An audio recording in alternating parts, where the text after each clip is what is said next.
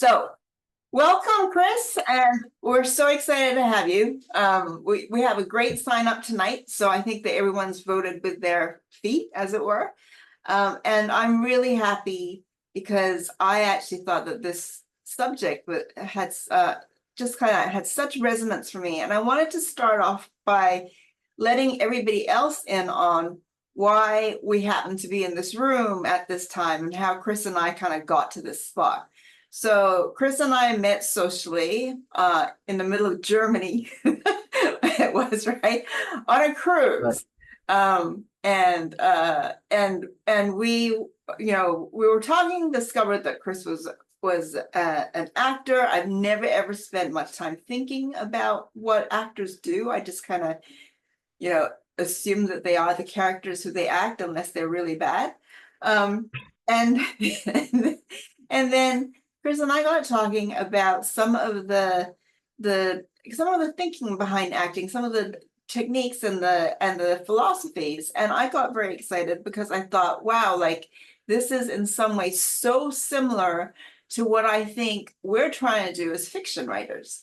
And what was really key for me was Chris saying at one point, like he shared that Meisner quote, which I shared with you in my email, about an actor's job being to live like truthfully in kind of made up circumstances. And I think that's what we want for our characters. We want our characters to live truthfully in these made up circumstances.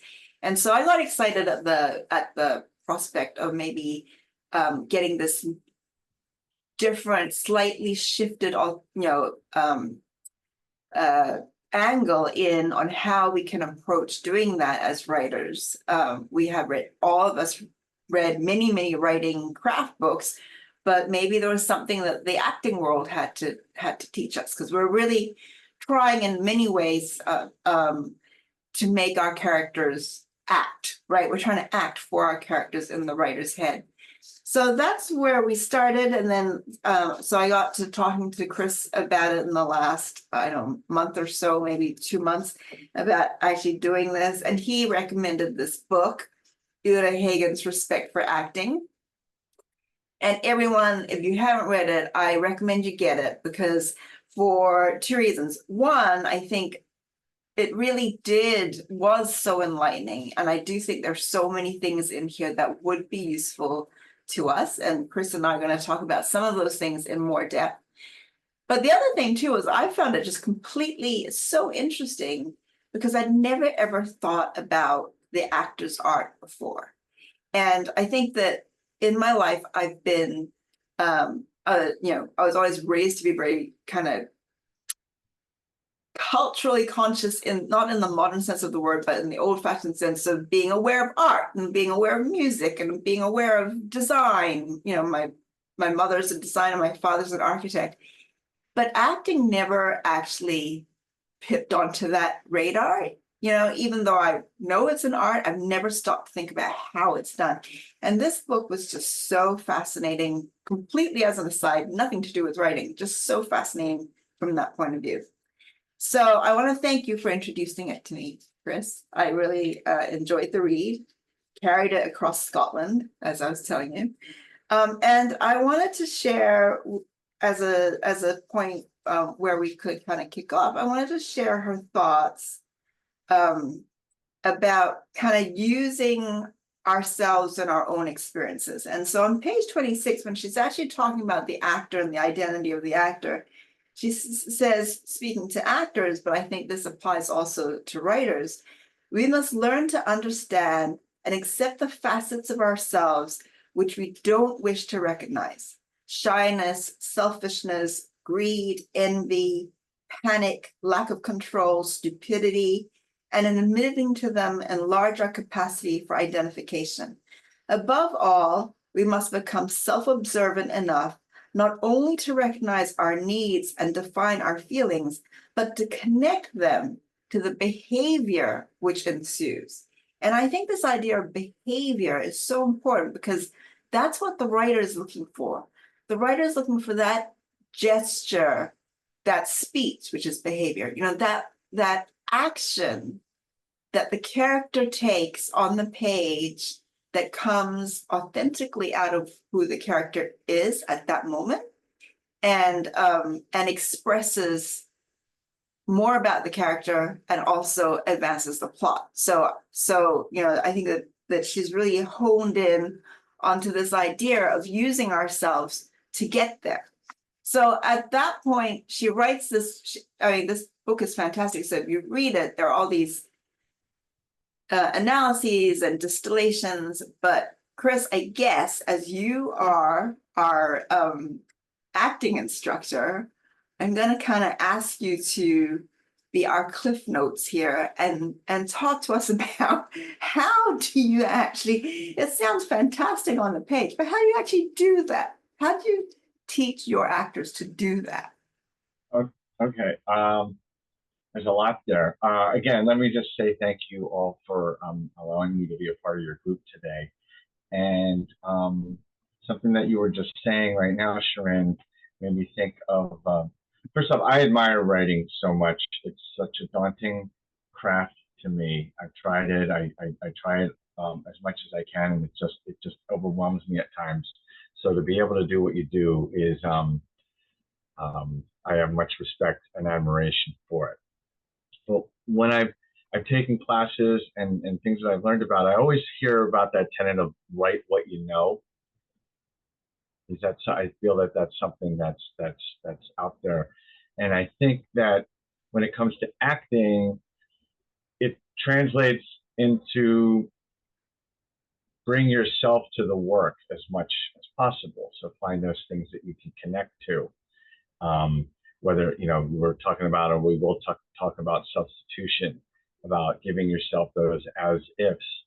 So with regards to bringing yourself to the work, when it comes to teaching acting, teaching young actors, we start very simply by having them, we use the word act, the acting, and ultimately in class, we try to substitute the word being or living. We don't want to watch, we don't want to see acting. We want to see you living. So Hagen's exercises offer an interesting entree into an actor giving themselves permission to be rather than to perform. And just for point of clarity, we bridge Hagen's text with Sanford Meisner's work, which are similar. Like the first exercise in an acting class would be you come in, you set up your space, a truthful space, your home space, you're in a studio, and you recreate your home, like your living area as much as you can. And the assignment is simply to exist for 5 minutes. Come home, you're coming home and you are living for 5 minutes, privacy, in private, public privacy.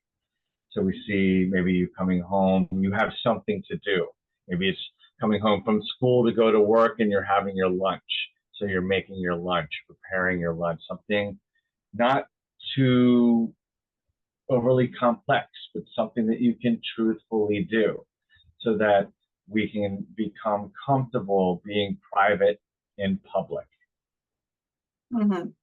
Again, just this is a foundation for bringing yourself to the work. So in the writer's mind, because we don't actually physically do it the way actors do, we would, we're manipulating our characters in our heads. We have a writing exercise that is kind of similar, but more kind of a little more general.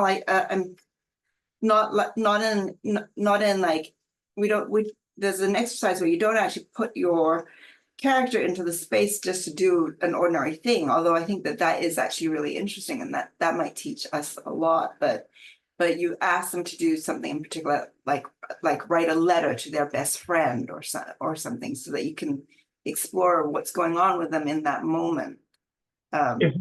If I could interject, I would argue, and I think as I've been teaching over the years, that there's almost no such thing as ordinary. Mm-hmm. in the sense that, again, if you are being, every one of us is so different, and we have something so unique to bring. It's almost the bravery to be you. Um, some of the most revelatory moments are when a student, especially early on in like acting one, we'll call it, is when a student recognizes and understands the feeling of what it means to not obligate themselves to perform, but just be. And then when they do the exercise, this 5 minutes of reality, we might call it, and we build on it. Of course, it's not just that we layer on certain criteria that we may get to. That how interesting each of us really are, to where it might feel ordinary to the person to bring in.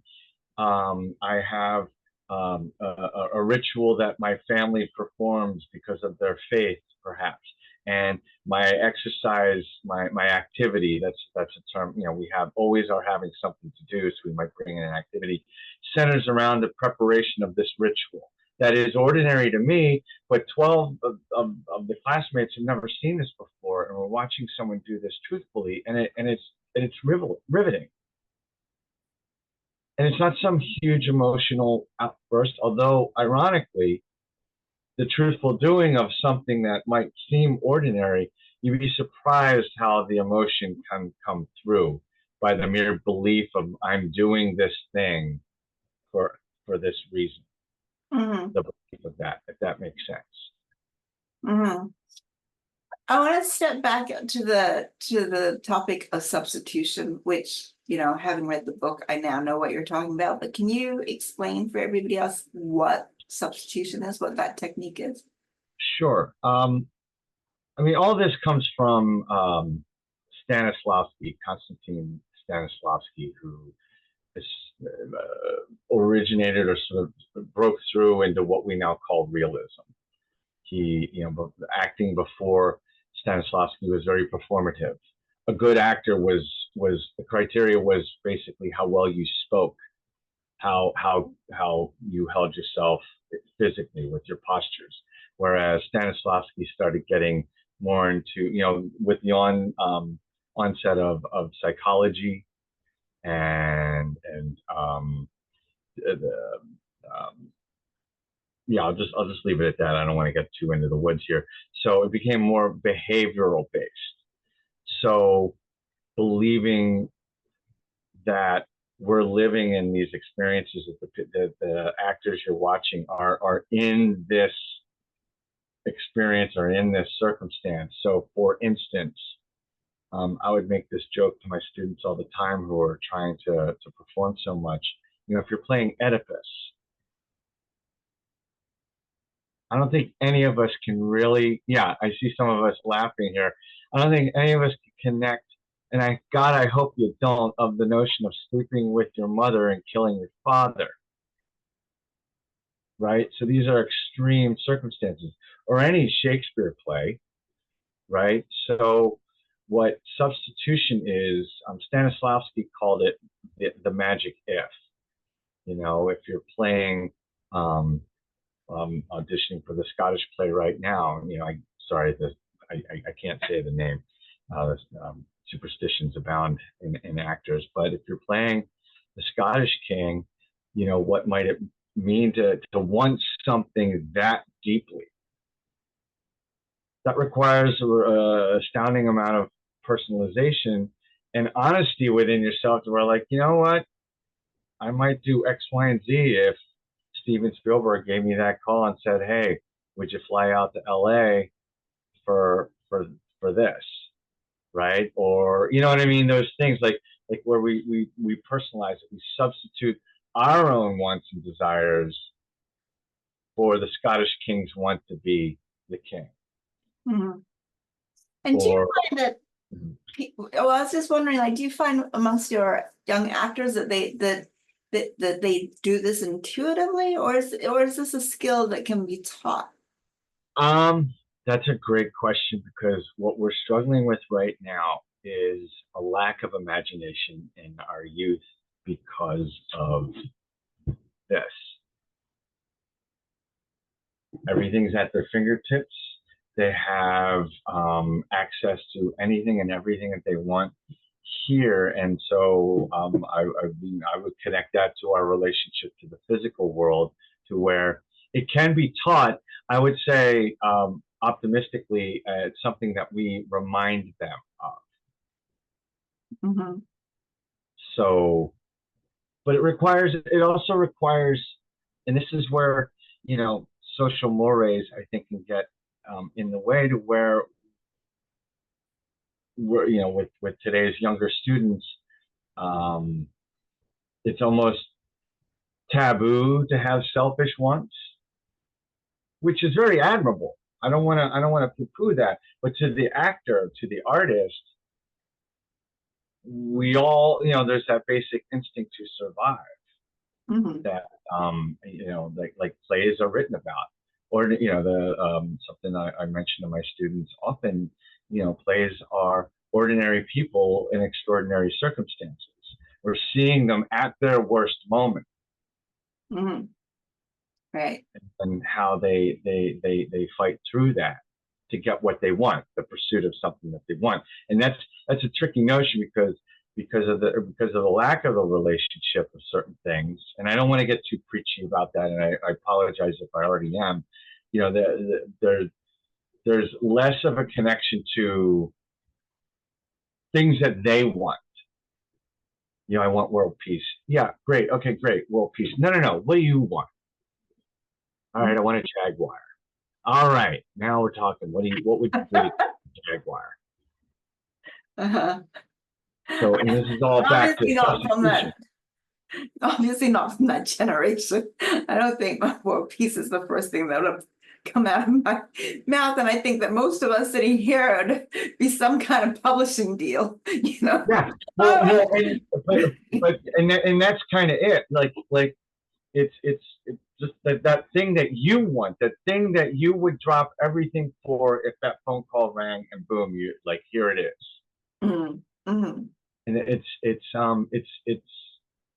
and again, I don't want to turn this into a different conversation. It is something that we struggle with the younger students right now. But once they understand that it's not a bad thing to have selfish wants, and have these things that you personally want for yourself, Mhm. it's quite liberating. How about, I'm intrigued.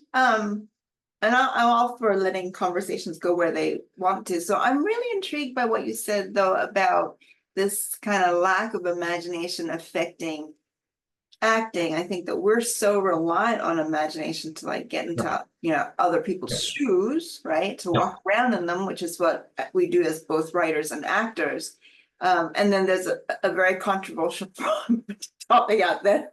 Half of these guys are going to be rolling their eyes, going, "Shirin, don't get into that again." But where now, you know, the publishing industry is some quarters of the publishing industry is kind of saying, "Well, no, you can't. You can only imagine this far. You can't imagine beyond yeah, certain borders." yeah. So I'm interested in, if this is what you're seeing in your students, how do you teach and how do you nurture that sense of imagination, that sense of Yeah. being able to put yourself into somebody else's shoes, or to be able to more kind of like consciously tap into aspects of your own path Yeah. that might be helpful to you? Um, I mean, it's a process. Part of it is, again, just a reminder. First off, again, back to the exercise that you just referenced, right? The basic exercise. It revolves around what's called an activity. You know, that first one is the 5 minutes of privacy, something you might do every day, and then it builds onto a more heightened circumstance, to where you have this activity that you need to do, right? Something, and the activity has criteria. It needs to have a standard of perfection. It needs to have a time element, you know, like it needs to be done within the next hour or so. It's meaningful. It's creative. It's personal, you know, it has personal meaning to you, those kinds of things, to where it builds. And when I'm talking about lack of imagination is the relationship to the physical world is strained right now because of our connection to our iPhones and computers and whatnot, that they don't have, like, just to build something out of, just to get crafty, right? That's where it gets lost. So things that you might do for someone, you know, it, they're a little limited, but again, once they're kind of reminded of the things that they can do for themselves, you know, like, you know, sometimes they'll do an assignment where it's a just because gift. You know, pick someone meaningful in your life, make a gift for them, and through the doing of that making of a gift, and again, that could require some imagination, right? It gets a little crafty. I'm not going to lie in our class, but it's really about doing something. Um, Through the doing, the inner life comes out.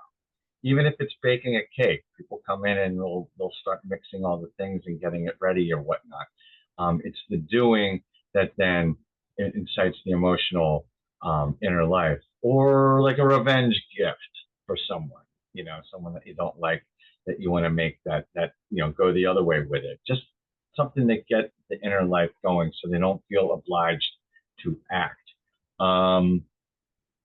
And it can get tremendously creative, and it used to, and we're just seeing some resistance to that right now until they kind of get the hang of it, until, honestly, until they allow themselves to be a little silly or foolish. I think Mhm. Arthur Miller said he knew he wrote something quite good when he found himself personally embarrassed.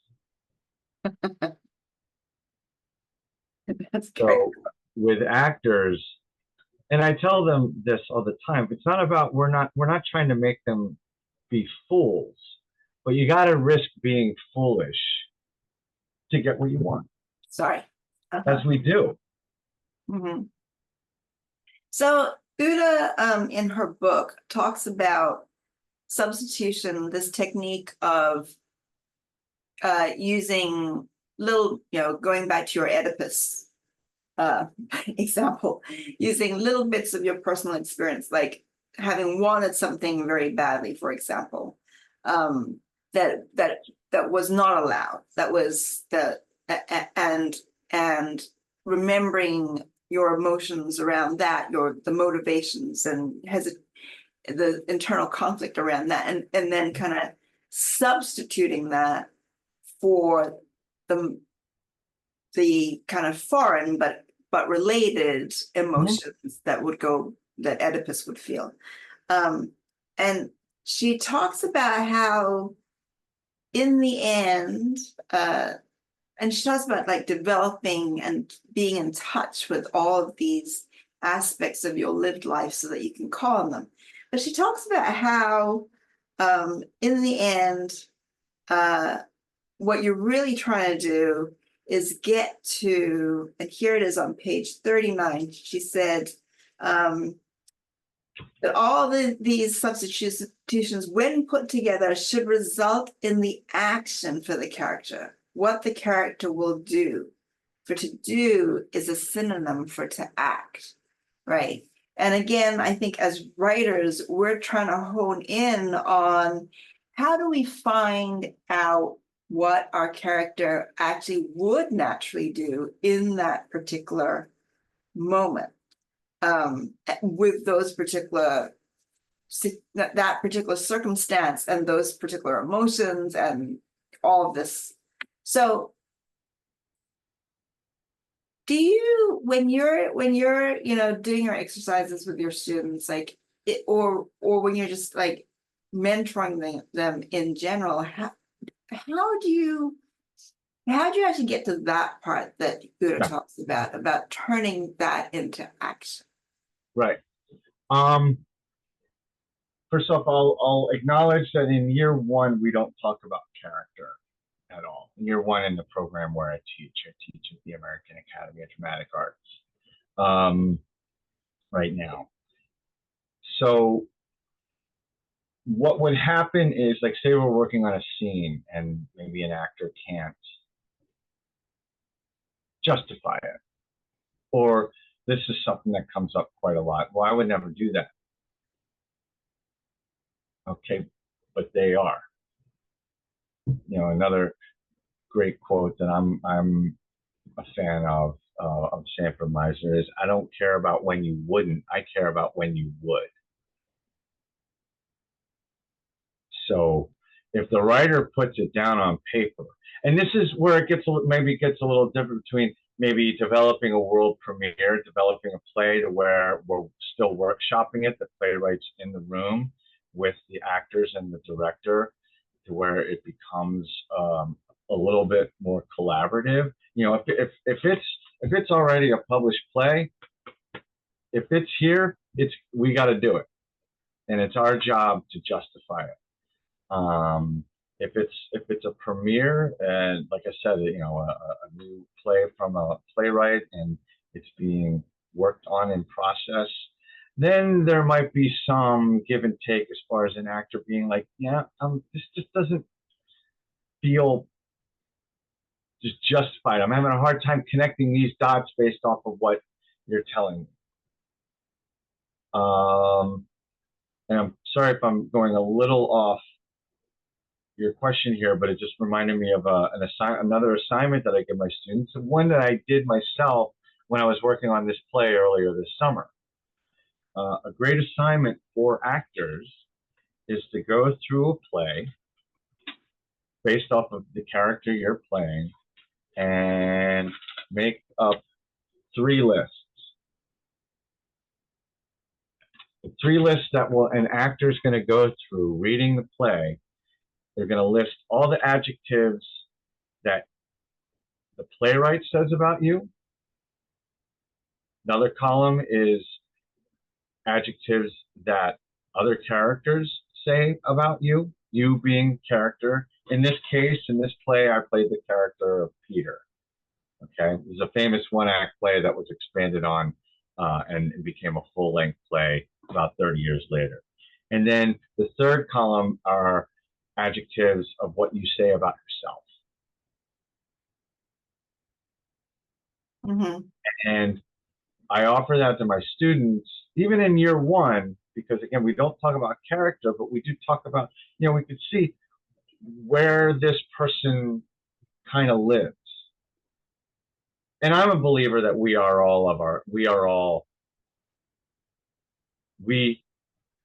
all characters live within us. I'm a believer of that. Like if you want to think of us as all diamonds, you know what I mean? If you just turn us just a little bit to the light, the facet's going to change the refraction of the light. It's still the same diamond. It's just at a different angle. So that's my belief in that. So even though we don't talk about character work, it's still something that's not ignored, but it's about where these components live in you, and they all do. I believe. I do. Okay. Under what circumstances? I was gonna say, I think that'd be a great exercise for writers. Like when we get to the point where, because I mean, obviously for us, we're actually laying this character down.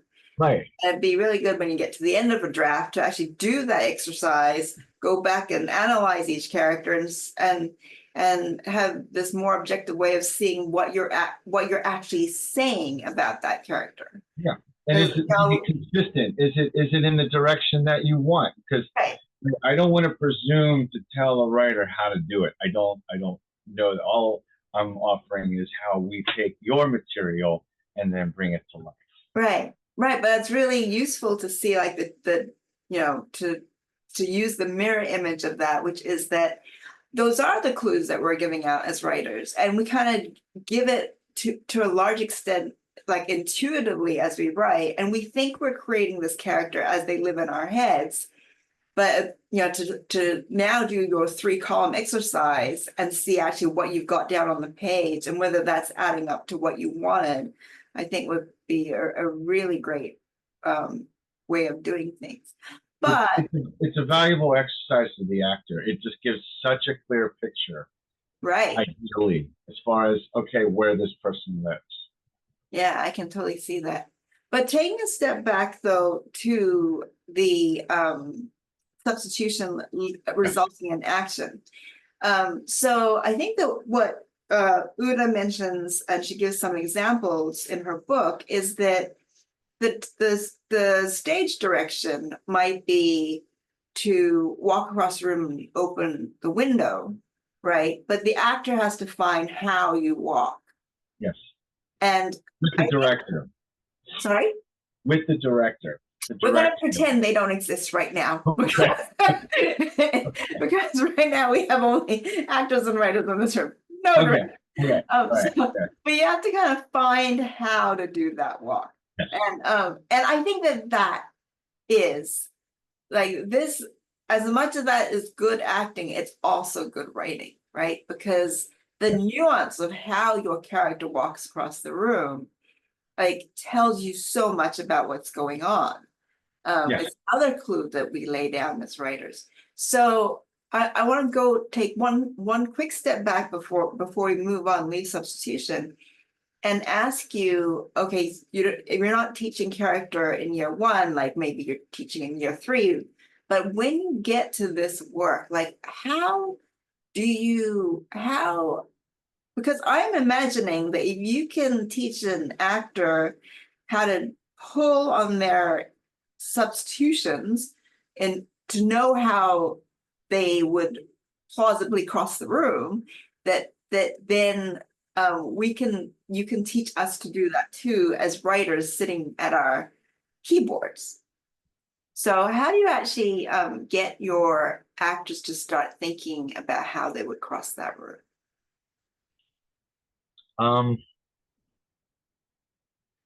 Ironically, I unless they were performing walking across the room, I would encourage them to think about why they're walking across the room and what they want when they get there.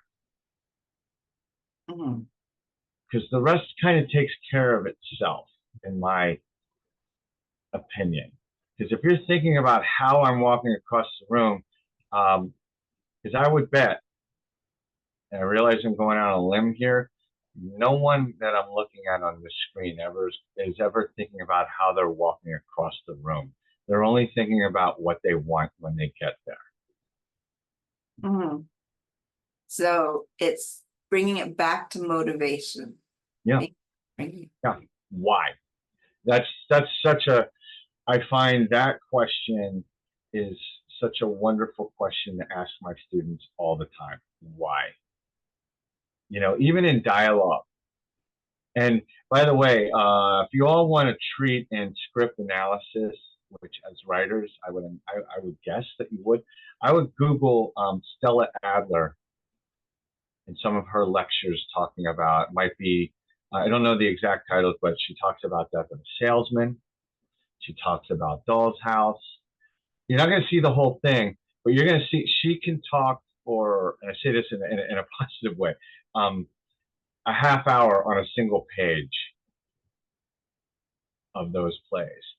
So it's about really breaking down the characters' motivations and their histories, if you will. So again, back to your question, it wouldn't be about how they walk across the room, but what they want. Maybe, again, with character work, if you're, I'm just going to go to an extreme, playing Richard III, who is a physical, like, you know, the history tells us, even physically, he was, I don't know,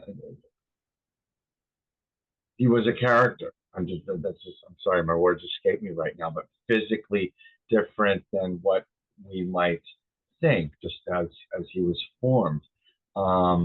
Then we might start thinking about the physicality of how I walk, right? Another great book to read. Excuse me here, I'm gonna go to my library.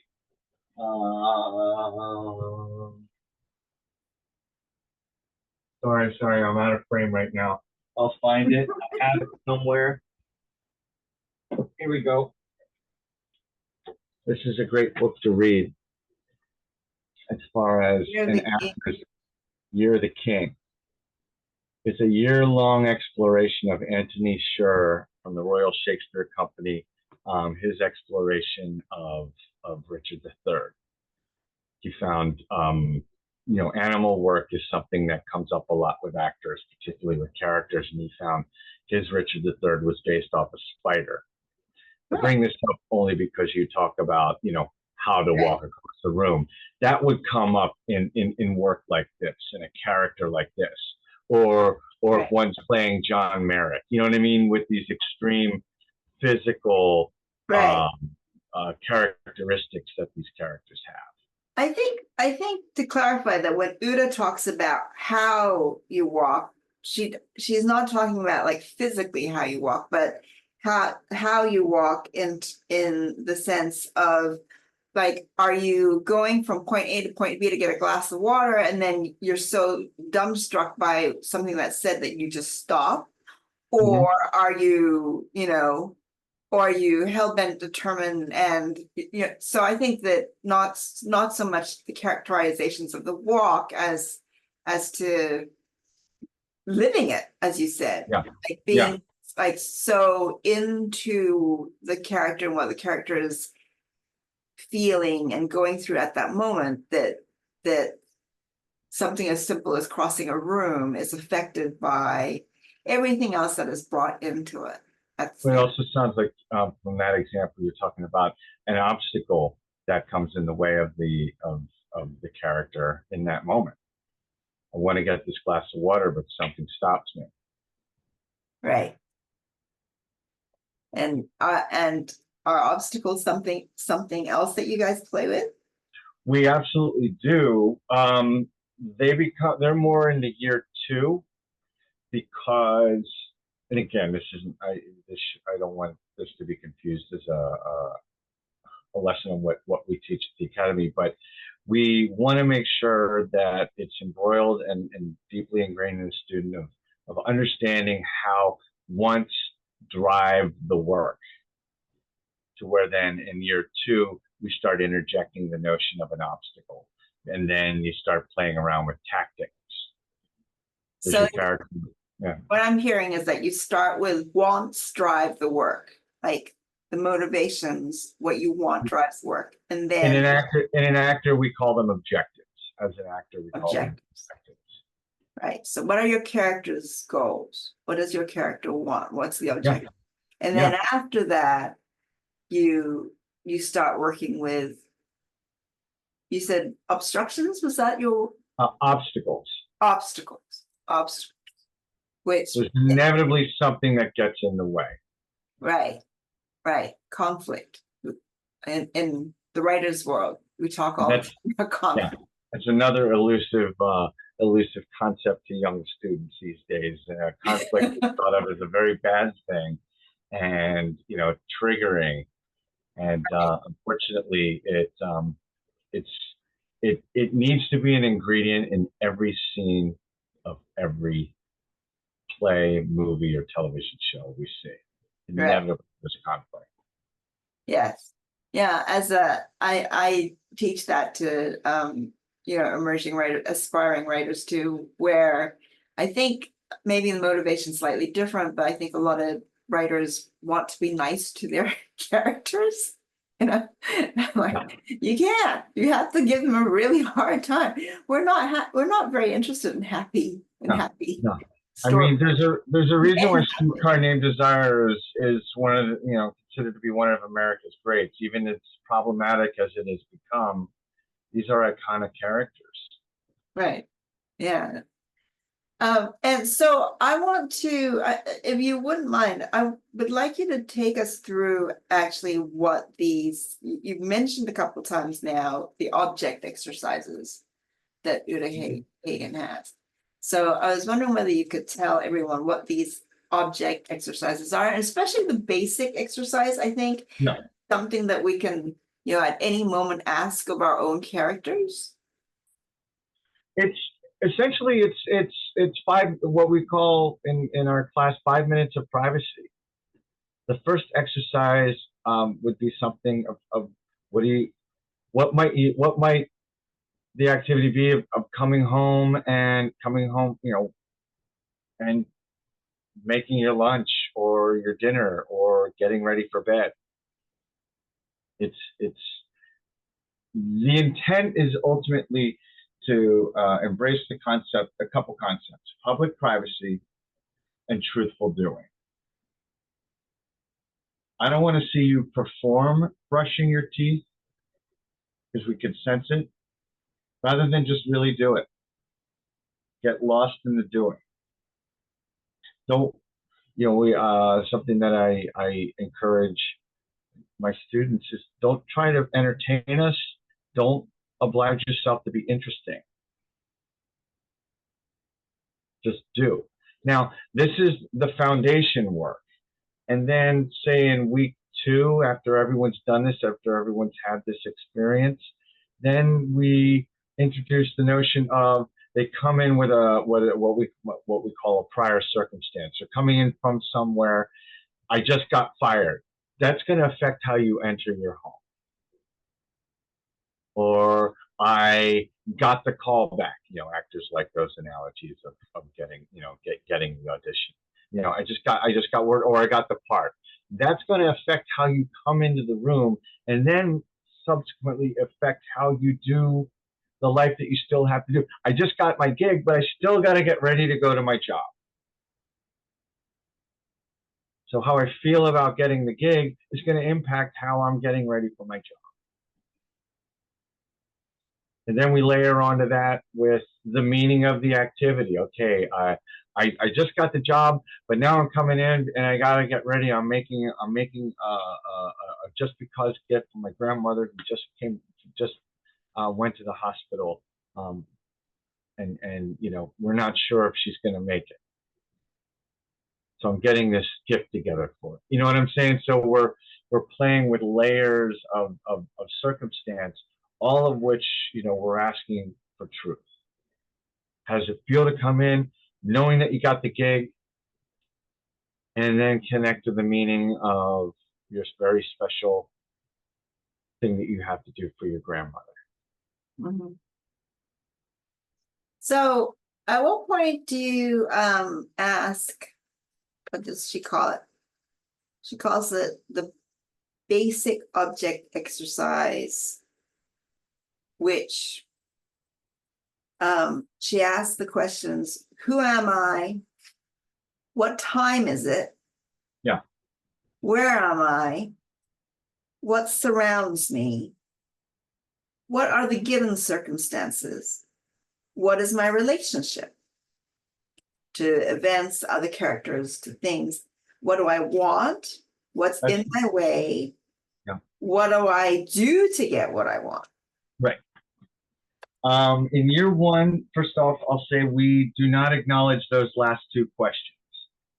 What's in my way? What do I do to get what?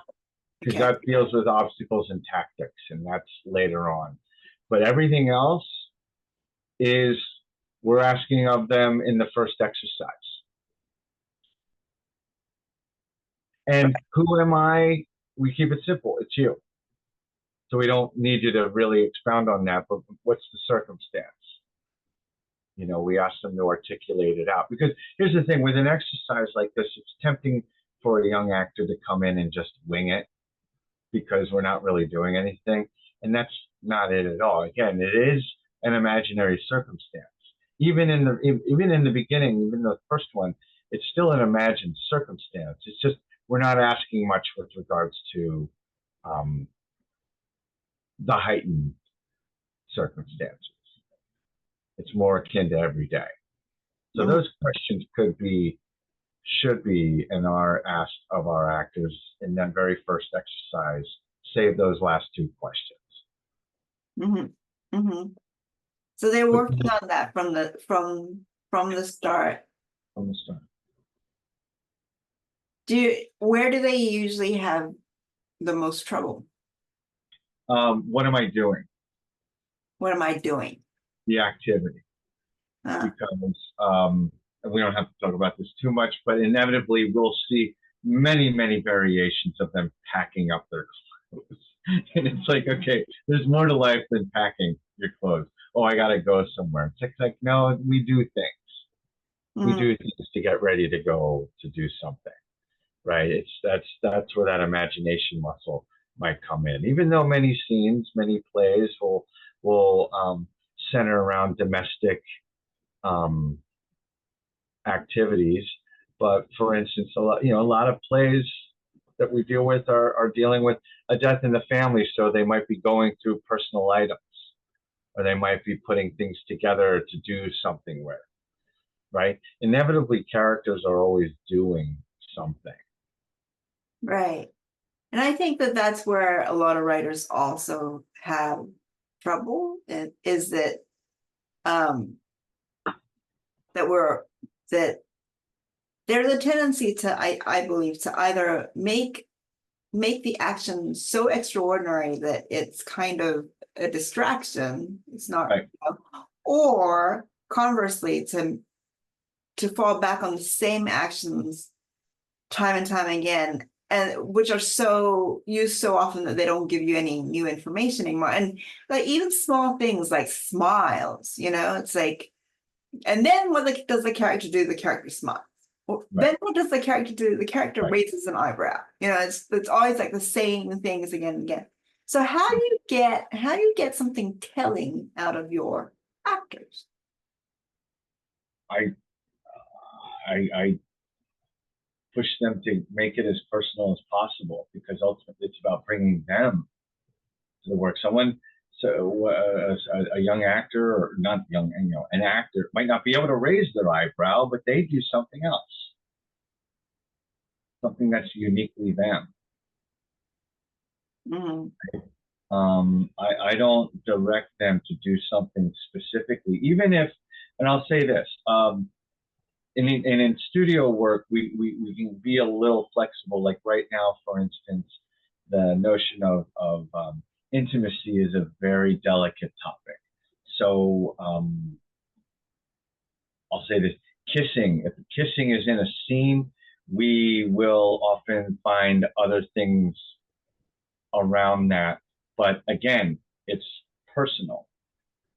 And sometimes when you get two actors that are really working well together and they're pushing themselves, it doesn't need to be a kiss. Right. The intimacy between, you read a play like Intimate Apparel by Lynn Nottage. There's an amazing scene. It takes place in the early 1900s, I believe. Main character is a young, a middle-aged single, with the first act, she's a single black seamstress, and she has a kinship with an Orthodox, um, I forget the name, but he sells fabric. And there's clearly a connection between these two characters.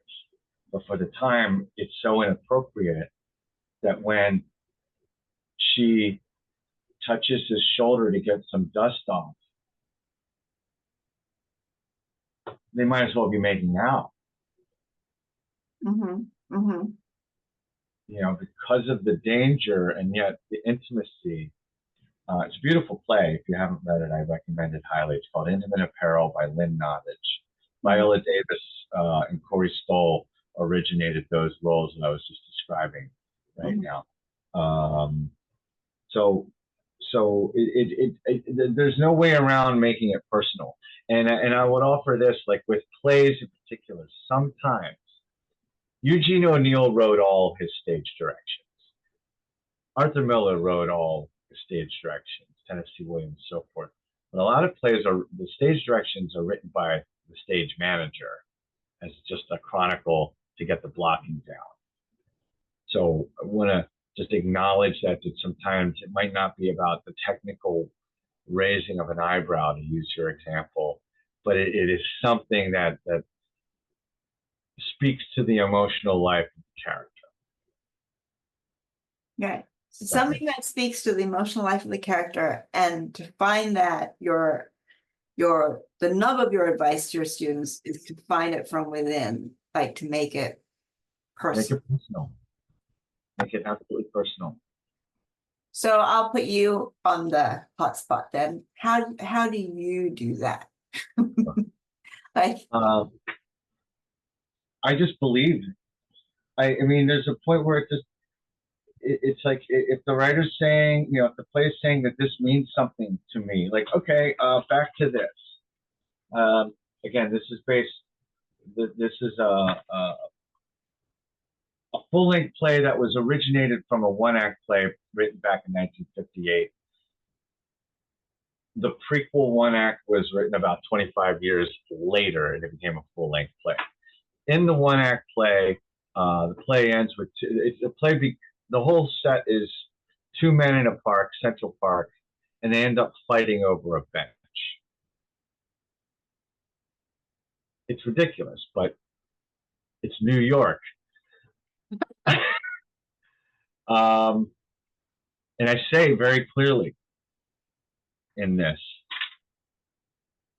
I've come here for years. I have hours of great pleasure, great satisfaction right here. And that's important to a man. I'm a responsible person and I'm a grown up. This is my bench and you have no right to take it away from me. Right? That's a moment that is going to a pretty huge climax. I'm not going to spoil it for you, but it gets extraordinary. I have to make this bench my life. The only way this play works is if the notion of losing this bench is ultimately that of me losing myself or my manhood or whatever that thing is. I mean, it gets quite emotional, right? The stakes are so high. Yes, it is ridiculous looking out, you know, one looking, but it also has huge stakes. So I mean, I just have to believe it. This man is threatening my bench for no reason. He's threatening my, you know, a lot of things. You know, I mean, it builds to this. It's not just that. I mean, there's a build, right? It's like the frog in the boiling pot. You're slowly burning. It's like every little thing goes higher. So it's allowing that build and allowing every decision, every choice that the actor makes go towards that point to where I do what I do at the end.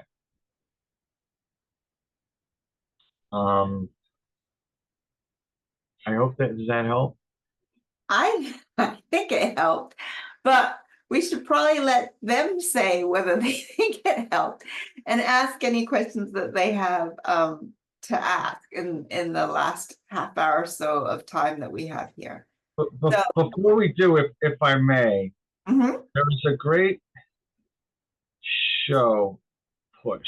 Hold on. There was this this mentalist that did a show. Oh God, I wish I knew what it was. It was called The Push.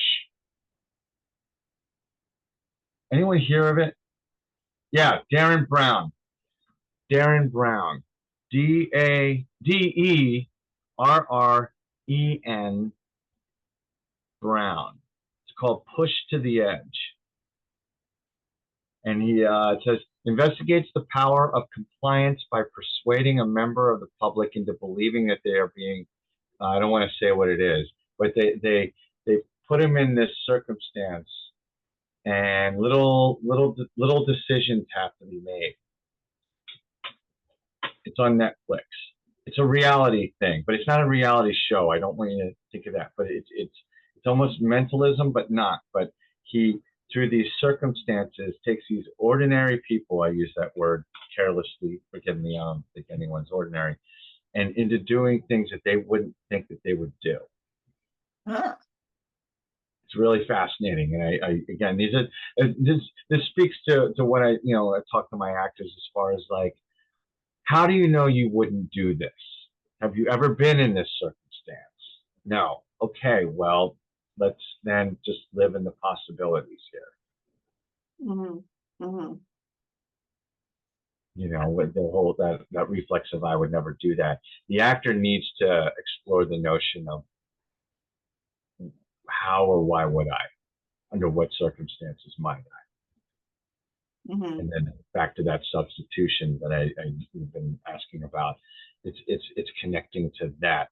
Under what circumstance might I do this thing? Right. Well, on that note, do we have any questions out there? Any raised hands? Dorothy, I saw your hand pop up. Oh, you know what, Dorothy? Why don't I pin you so you're nice and big on the screen? Oh, There you go. I've typed my question in because it just occurred to me when you were talking about the various questions that you laid out, which I had is, what are the obstacles? How do wants drive the work? And what gets in the way? But there was a point where you said, what was the prior circumstance? And as a writer, I think one of the things we struggle with is, how much backstory do we need in there? And where does it go? So I'm curious, how do you, in the play, if it's not written as part of the play, how do you get your actors to convey the prior circumstance? How does the audience know? I mean, if it's not written, right? If it's nothing ever referred to, like I would merely ask of them to make it something, right? Unless it's referred to in the play, you know, for instance, in Five Women Wearing the Same Dress, there's a character that comes in very upset, not wanting to be there, and then we learn that it's because she encountered an ex that she had a pretty intense experience with, and he treated her a certain way, right? So it really depends on what the writer gives us. If it's there, then the actor needs to understand that we need to connect our entrance to this thing that's not referenced to for at least another 5 pages. It's still alive in us, as it would be, right? Can you use those lists of adjectives that you laid out? What does the playwright say about you? What does the other characters say about you? What do you say about yourself? Can you use that to dig back in and say, well, this is what I say about myself. How did I come to that conclusion? How did I get here? What made me a psychopath or whatever? I mean, sure, it's all there, but it might inform how we react, like how one character reacts to rejection or stress is going to be very, very different than another. You know, in you know, I'm just going to go with it's okay. Streetcar Named Desire. Stanley comes in from, you know, maybe a bad day at work. He's going to come in very, very different than Stella or Blanche. Yeah. Or George, for that matter. You know, so what you're asking and what that assignment is intended to do is to offer answers as to how they deal with something, because that's something else that I talk about with actors, as far as characters are often written, or should be, at the risk of overstepping, in opposition. You know, The Odd Couple works because Felix and Oscar are complete opposites. I'll go even nerded out on you here. When Star Trek first premiered, the pilot didn't work because the captain and Spock were too similar. And then when they recast it and found William Shatner, who was, you know, had all this charisma and all this sort of ethos, it was a perfect balance to Leonard Nimoy's Spock, and then add DeForest Kelly's McCoy in there. It just all worked, and then it started writing, dare I say, probably writing itself. Wow, yeah. I just nerded out there. Excuse me. So I hope that answers your question. But back to your initial question. If it's not written, to me, a strong actor will make a choice and have it be something. And then the play goes on its course, and it's nothing we're ever really thinking about.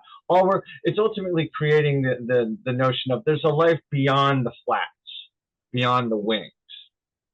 So we don't, you know, so we forget that we're watching a play, if that's the kind of play that we're writing, so that the actor just comes in with a choice. Yeah, and I think that, this idea of life beyond the flats, like that we work with that with books as well. And I think that we work with it in the iterative process of writing books, in that it's very useful to think of threads that you have to pull forward and pull back.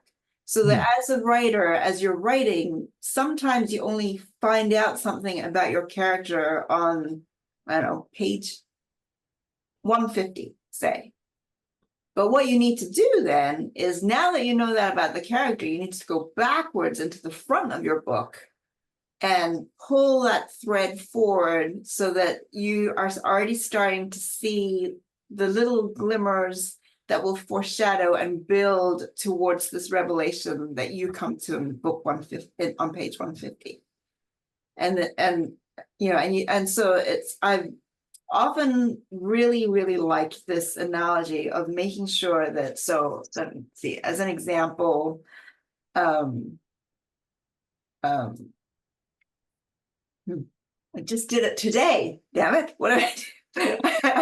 As an example, for example, so if I discover that my that it's going to be a big deal to my character that she gets to eat a meal as part of the family, because she's always been ostracized beforehand, right? Yeah. Now I go forwards and I make sure that you get a scene where she's lonely with a meal, so it's like, so now that I know that this scene is coming, I go backwards and build towards that scene. And I think that in a way is that life beyond the flats thing, where you're, and that was a very heavy-handed, like putting a whole scene in, but sometimes it's only half a sentence or a phrase, but there's something that will kind of help you establish that this is not only contained to this page of the novel. This spreads like beyond it. It kind of came before, where it came from. And even though you don't see it, you hear it on the, you hear the echo of it on the page. And it's going to have these like ripple flow-on effects that, going back to what we were talking about with acting, is actually going to inform how Blanche walks into the room, or how Stella walks into the room. Yeah. You see what I mean? Yeah, because they walk in very differently. Stella will, I'm going to guess, walks in quite proud that she's in her home. Blanche has a very different, this is something else that I talked about, very different point of view about walking in to that 2-room apartment. Right. And then going back just one moment then, Chris, so if everybody, if you're interested and you get this book, there's actually a list of exercises, 10 exercises, that I think some of them more than others, but definitely at least some of them would be very helpful to writers.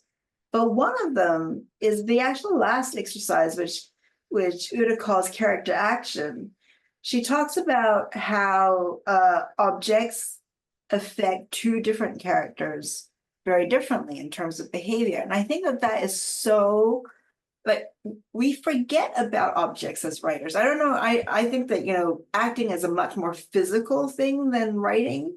So we often forget that our characters live amongst physical objects, and that physical objects inform the way we live. Like we don't, it's one of the few things, like we will often bring sight definitely. We'll bring sight with us, sound with us, smell with us. We forget to bring the fact that, I always have like that lucky penny in my pocket, that I found 20 years ago. That kind of thing. So kind of reconnecting your characters to objects around them too, and knowing that one character might react to like this porcelain teapot as something very ordinary because she's always grown up with porcelain teapots, and another character might react to that porcelain teapot as something too precious to quite touch, you know, like you're afraid to drop it. You can never be comfortable with it. So it's things like that that I think that this thought exercises like that I think this book is so powerful about. And the whole thing about talking to you, Chris, is tapping into this way of thinking like an actor and what an actor pulls from in order to evoke, to be. Don't even want to cheapen it. Now you've taught me well by saying evoke, but to be that character so that we see the clues on the other side. Okay, does anybody else have a question? You want to raise a hand? I've just gotten on my little soapbox. Lisa. Dorothy, I'm gonna unpin you and pin Lisa instead, if you don't mind. All right. Scribbled so many notes that if I could monopolize the conversation, I would love to just sit and say, oh, well, how does this work? So yeah, I really appreciate that. But I'd like to ask you about getting into the body of the character and feeling emotion, because I find myself as I'm writing here, you know, I know that my character is angry, and so, you know, I'm trying to like bring that into my body. How does it feel? So I'm not saying that she was really angry, but I'm trying to get physicality or actions. Or do you have any tips to help a non-actor sort of get into the body of their character like that? Wow, because it sounds like we're getting into some writing tips, and I'm so scared to do that. Go for it. Go for it. No. I mean, my first response is, again, what I would say to students is why are they angry? What is making them angry? Right? Is it why do they do what they do? Why does Biff steal all the time? What's that speaking to? You know, so it's, again, the how I feel gets secondary when it comes to acting. It's really the why. And once we connect to the why, the how is just a matter of, dare I say, maybe sculpting. That's, again, and I know I'm not supposed to speak to this, but that's where it gets into director's work, right? Because if it's alive in the actor, then it's really, then it's about the vision of what the director wants. But I would say maybe with that exercise of the adjectives, it's about really understanding where each character lives. Like that is I feel on the writer, at least in the foundation work, and then the writer can expand on it. Something we talked about when we were talking before a couple of weeks ago, Shirin, is I find to be a fascinating documentary called The So-Called Disaster, and it chronicles Sam Shepard, who's you may know him as an actor, but he's also a playwright, a poet, and a director. He was chronicles his directing of a play of the late Henry Moss in San Francisco at the Magic Theater, and he's writing it and directing it, and you see the rehearsal process.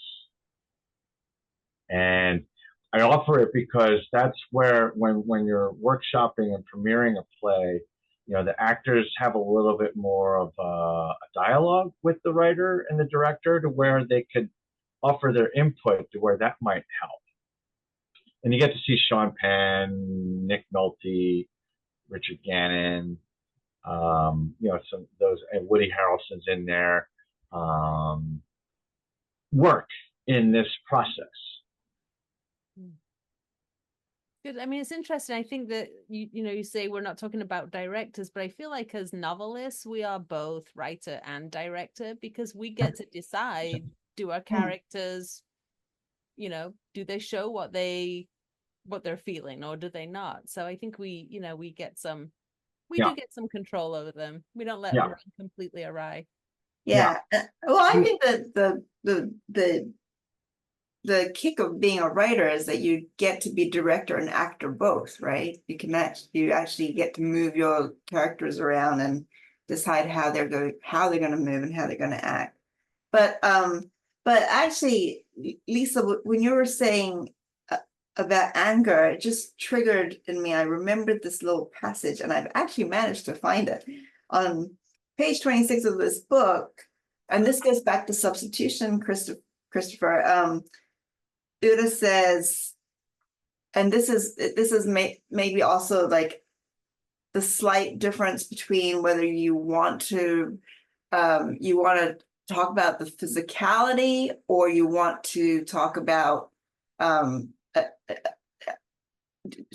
the emotion expressed as movement, as action. So in this case, there's obviously, because they can't project physicality, actors are only limited to action. This is action-based, but it might also help. She says, if we get into a violent argument with a bus driver, we know how we felt, but we rarely know how we behave. In an encounter with a lover, we can describe our feeling of tenderness and such obvious behavior as an embrace, but the small actions that surrounded it are forgotten. If I am to play a silly, fluffy creature, and I think I am not such a person, I cannot use myself. I mistakenly believe I can only indicate what she would do. Yet if I watch myself greeting my dogs with gushes of baby talk and little giggles, I am silly. If I talk to a scientist, even to an electrician, I am stupid, though my cliche image tells me I am brilliant. If a drunken, bigoted doorman gives me a hard time, I appear snobbish and I pull rank, though my self-image tells me I am a humanist, a liberal at all times. I thought that was such a wonderful passage because, yeah, it goes back to what Chris was saying when I was trying to get Chris to say, well, how do you teach your actors to do this? And he said, make it personal. And honest, personal and honest. Sorry to interrupt. Yeah. So, yeah, I guess you have to remember being really angry. I can help you with that. I can send you that text in the middle of the night when you really don't want to be hearing from me about, oh, by the way, I have another idea. Anyway, sorry, that's an inside joke. Just finding the honesty within it. And that's where, I feel underprepared to tell you how to do that. And I think back to Arthur Miller, writing that, he knew he was writing something worthwhile when he found himself personally embarrassed. Your humanity on the page will translate, and the actor and director will perceive that and bring and layer onto that. Because yes, it needs to be personal, but I also tell my students this too, and I'm sorry to if I sound pedantic, but it's like, you are enough when you're telling the truth. So if they're up there telling the truth, that's it. Ideally, when you're working on some of these great plays, the actor has not a lot to do. Speak those words truthfully. I hope this was helpful. It was hugely helpful. And in case fabulous. Thank you so much. My pleasure. Well, thank you so much for spending time with us, Chris. Of course. Thank you for inviting me. I'm gonna take our little pins off so we can see everybody as a group, and so we can all give Chris our heartfelt thanks, and there you go, and wish him a good night. Thank you so much for staying up late in New York with us. Oh, there's nothing. Thank you. Thanks a lot, Chris. Thank you very much. It was a pleasure meeting all of you. Thank you, Chris. Bye.